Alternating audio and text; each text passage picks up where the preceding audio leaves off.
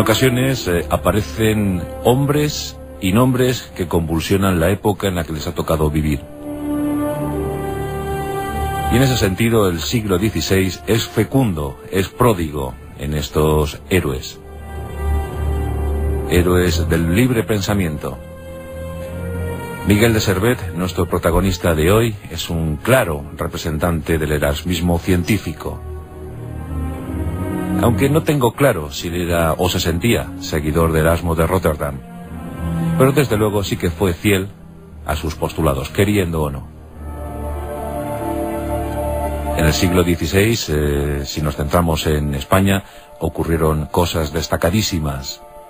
Una de ellas, el imperio.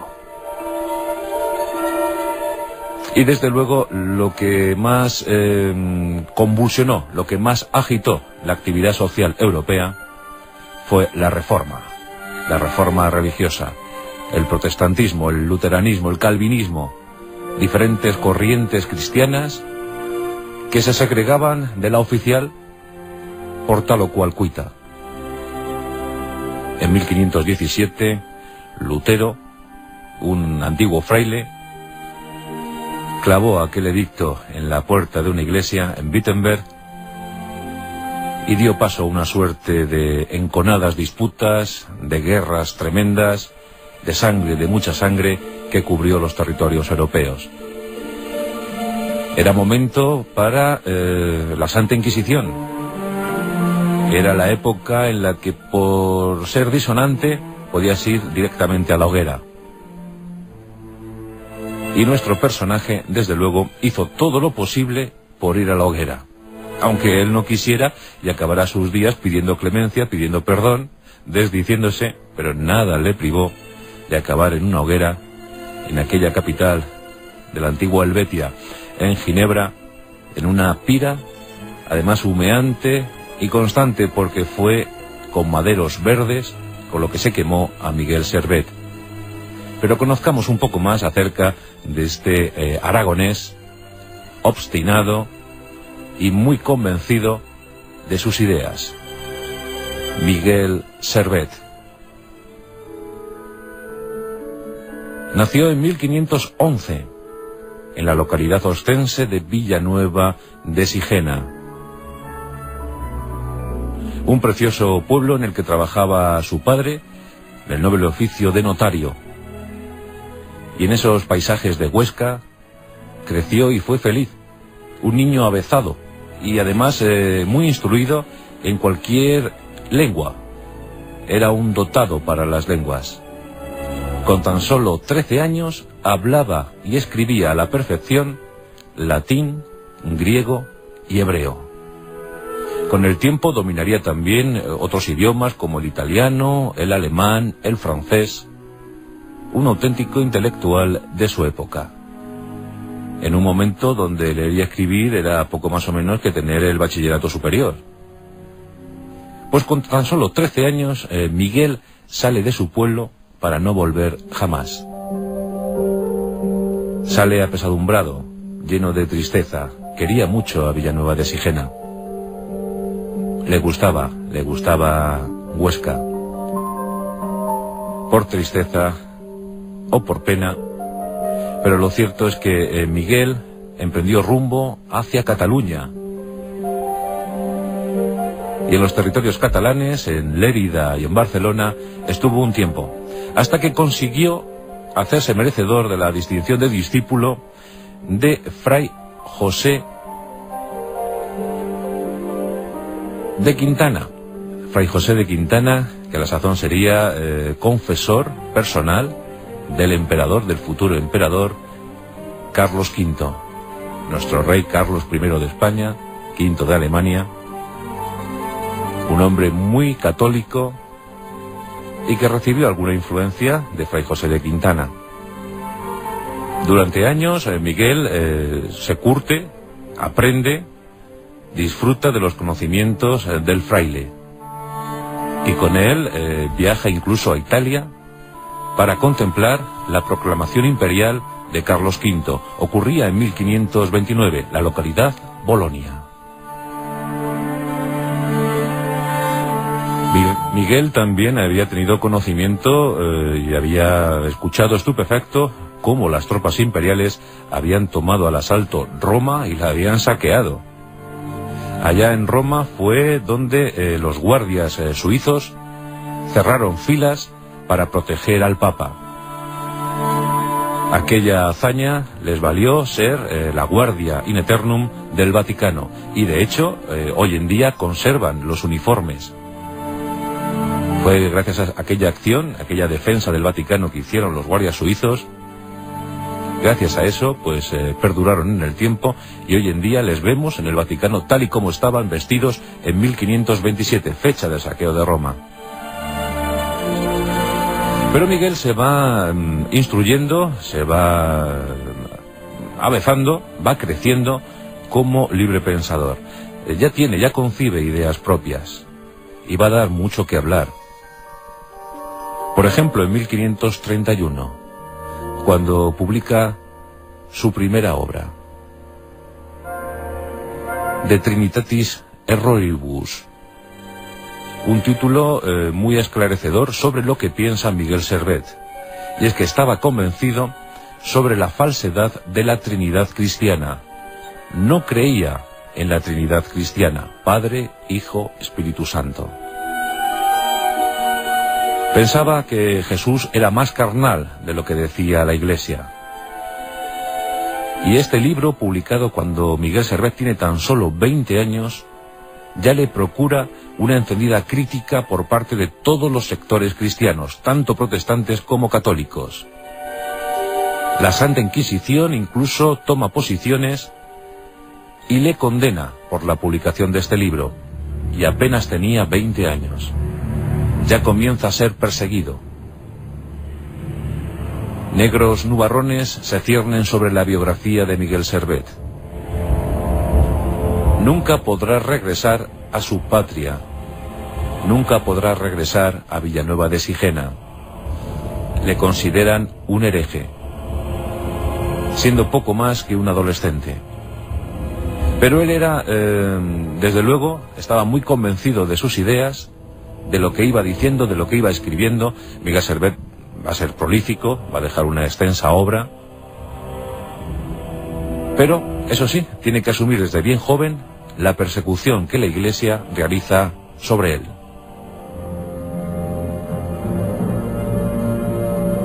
Y comienza un peregrinaje, un itinerario por buena parte de Europa. No solo Italia, sino Francia o Alemania, preferentemente Francia, donde las corrientes protestantes están anidando, están calando en el alma de algunas clases intelectuales. Y de ellas, de esas clases, de esas corrientes, de esas ideas, se deja impregnar. Francia, desde luego, es el santuario cultural para Miguel Servet. Casi todo el potencial cultural de Miguel Servet se concibe en Francia.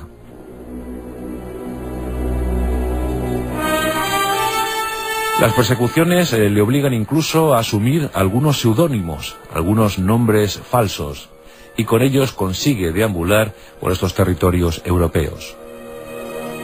Conoce a un tal Juan Calvino, y lo conoce en París.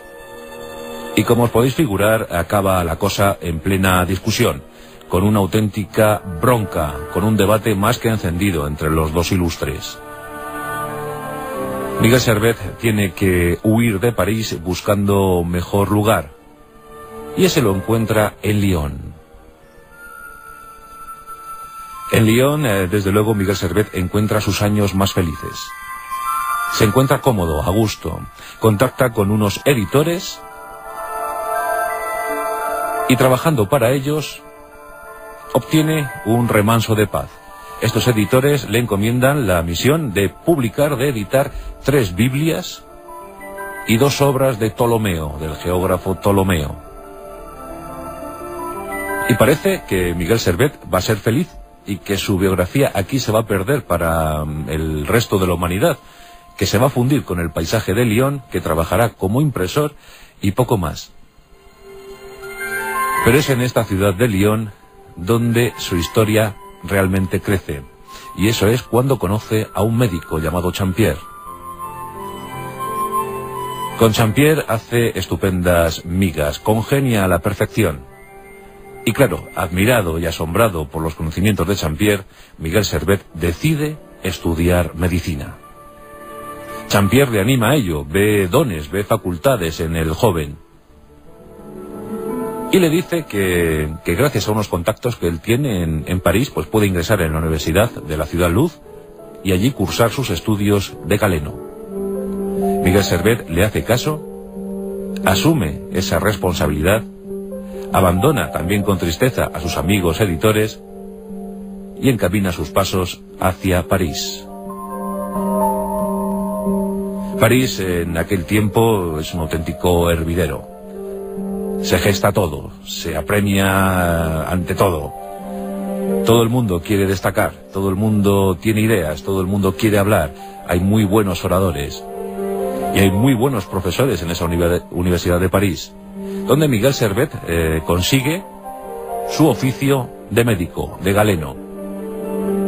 Hombre, ser médico en el siglo XVI suponía una excelente calidad de vida. Sobre todo si entrabas al servicio de una gran casa, donde trabajabas como médico particular, asistiendo a esa familia, la cual te pagaba muy bien, francamente bien. Miguel Servet trabaja en Francia como médico, en algunas poblaciones, en algunos pueblos, eso sí, con nombre falso, con seudónimo. No quiere darse a conocer, no quiere que reconozcan en él al joven que han quemado en efigie en algunas ciudades por hereje. Y la casualidad le empuja a Vienne, una ciudad pequeñita, bellísima, en la que entra al servicio nada más y nada menos que del obispo, el obispo local. Por entonces el obispo estaba en situación precaria de salud, un hombre frágil, y claro, cuando llega Miguel Servet, y además ya venía precedido por una cierta fama, una cierta aureola de credibilidad, pues el obispo le contrata, le coloca a su servicio personal. Y aquí Miguel Servet parece también que va a ser olvidado por la historia, que aquí va a tener unos años felices de retiro trabajando como galeno personal del obispo, sin desvelar su identidad. Y así transcurren unos años. Pero él sigue publicando, y él sobre todo está muy interesado por el alma humana. Como digo, era un contestatario, estaba enfrentado a las diferentes corrientes cristianas, negaba la Trinidad de Cristo. Y por entonces se pensaba que el ser humano era pues poco más o menos que un cuerpo en el que estaba dentro de él pues la sangre repartida en su totalidad. Vamos, que pinchabas a un humano y salía sangre porque realmente la sangre estaba ahí estancada. Vamos, que éramos como una esponjita que absorbía sangre y nada más, que no había circulación ni nada parecido. Pero Miguel Servet considera que en algún punto del cuerpo humano debe estar el alma, que allí debe estar instalada, y él sospecha que el alma se encuentra en el líquido vital, en el rojo líquido vital. Y a tal fin, pues realiza múltiples disecciones de cadáveres, contempla escrupulosamente el interior. Leonardo da Vinci había hecho lo mismo. Leonardo da Vinci, una de sus facetas fue la de diseccionar cadáveres, preferentemente de reos, y bueno, pues Leonardo se había interesado más por el ojo humano. De hecho, se convirtió en un gran óptico. Pero a Leonardo no le había interesado la circulación sanguínea, aunque le había sospechado, dicen algunos. En el caso de Miguel Servet, este va directamente a comprobar por dónde transita la sangre. Él cree firmemente que la sangre circula, que la sangre oxigena los pulmones. Y en una disección se topa con la circulación sanguínea pulmonar, cosa que ya digo que muchos habían intuido, pero que nadie se había atrevido a afirmar, tal y como estaban las cosas religiosas del momento. Y Miguel Servet confirma que la sangre circula, que los pulmones se oxigenan gracias a esa actividad sanguínea, y comienza a tomar notas. Pero bueno, de momento no le da gran importancia. De hecho, cuando publica el hallazgo, no lo hace en un libro de fisiología, como podíamos esperar, sino lo hace en un libro de teología. Christianismi Restitutio. Ese es el título de la obra. Y bueno, pues en medio de esas disertaciones teológicas, pues a modo de digresión, coge y habla de su descubrimiento. Cuenta que la sangre circula, que la sangre transita por los pulmones.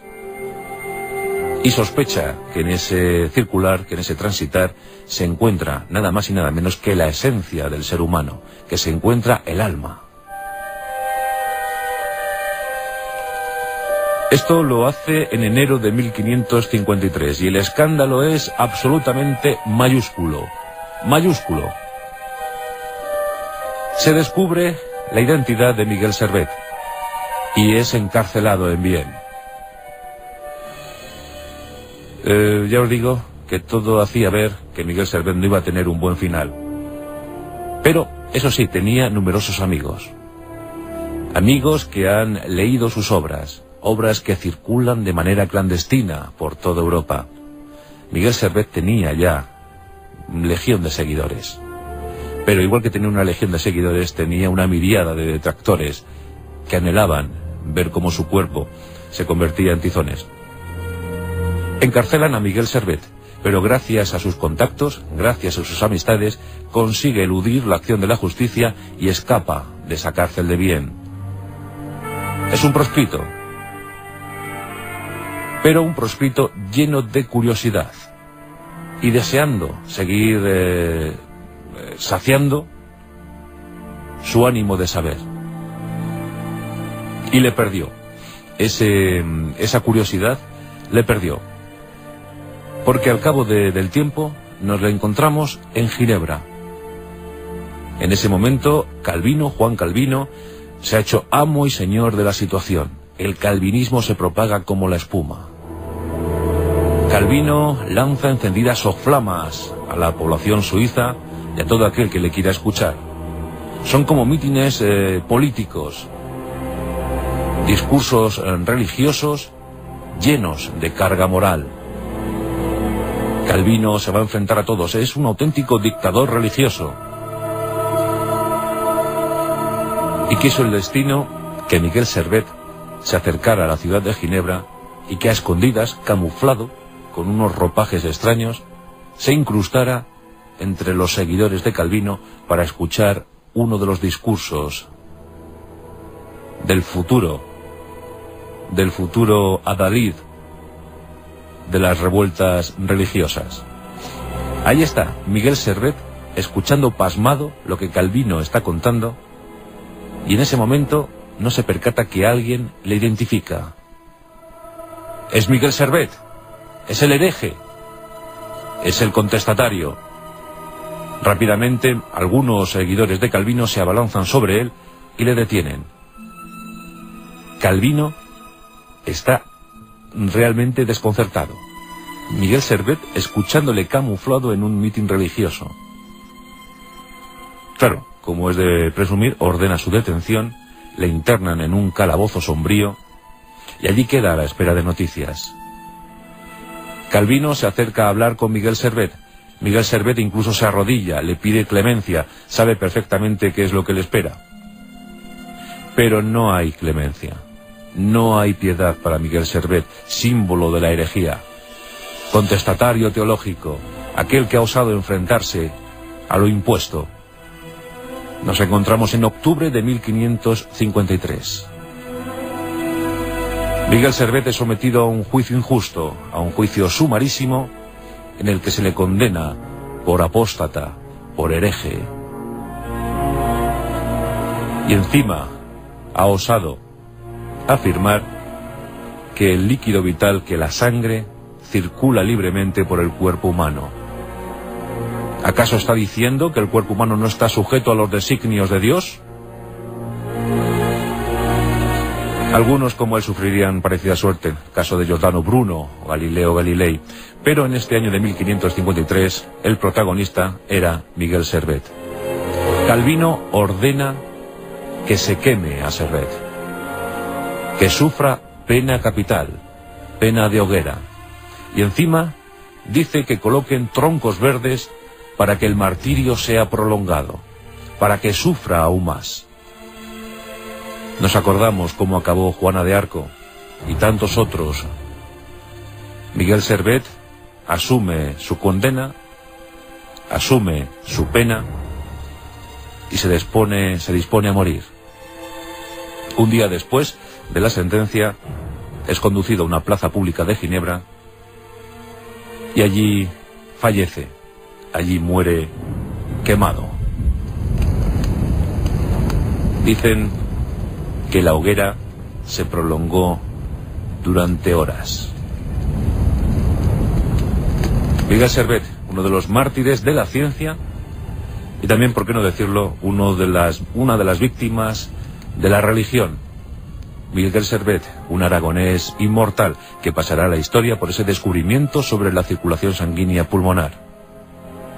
Pero desde aquí nuestra reverencia, desde aquí nuestro respeto a alguien que, por lo menos tuviera razón o no, se enfrentó al poder establecido, que quiso contestarle con sus obras de imperecedero recuerdo. Tan solo tenía 42 años cuando falleció y había conseguido molestar a todo el mundo. Miguel Servet, un aragonés universal. Hoy nos hemos acordado de él en La Rosa de los Vientos, como de tantos otros que consiguieron entrar en la galería de personajes ilustres, de esos que han dado luz a nuestra humanidad.